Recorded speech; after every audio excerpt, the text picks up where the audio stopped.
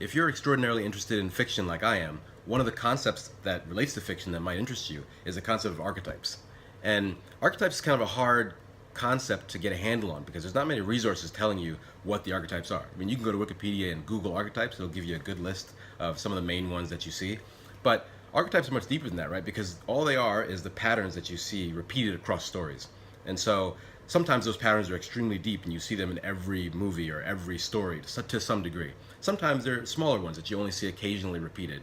And sometimes they're ones that are, just really topical. And maybe only repeat because they're kind of a trope of the culture that they exist within as opposed to, the larger body of stories throughout history.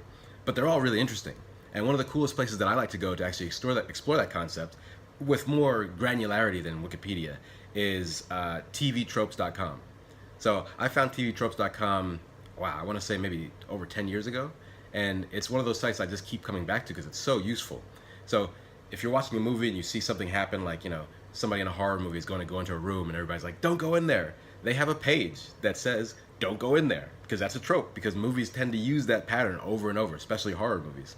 And you get so used to it that you barely notice it until you go to the site and you get to see the write-up for exactly what that trope entails, all the examples from books, literature and books, movies, TV, animated features, all the examples of it from all those mediums, and then also what it breaks down into, because you can say, oh well, don't go in there is the larger trope, but then there may also be like the hidden doorway, or the monster in the basement, or and there's all these different names they have, like these kind of cool names that they use for each of the tropes. And there's hundreds, I mean there might be thousands of them. I don't know how big the site is or how big the database is, but it's huge.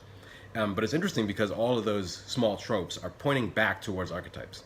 So for instance, they have one of the archetypes is, or one of the tropes they have is at the crossroads. And so at the crossroads is like, okay, you've seen that in a bunch of stories, like someone reaches a crossroads, they don't know where to go. And so the site will tell you, crossroads is a place of, it's a portentous place where decisions are made and like paths are determined. Do you go into the light or into the dark? I mean, this is something we see all the time. And it's certainly archetypal, right? Because that's a pattern you see in almost all stories. There's always a choice. There's your red pill, there's your blue pill. There's the deal with the devil. There's the call to adventure for the hero. So the crossroads seems to be associated with all those things. And their write-up actually tells you all of that and then has links to all the different places you can go to explore that archetype and the other ones that are nested under it even further, while also giving you just examples of where you see it.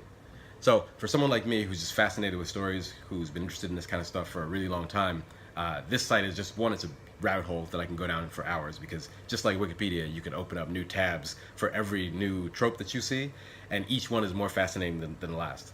But especially for someone who's been introduced to the idea of archetypes and is interested in exploring that concept more and is having trouble finding resources about it, tvtropes.com is one of the best sites that I've ever found that goes into it.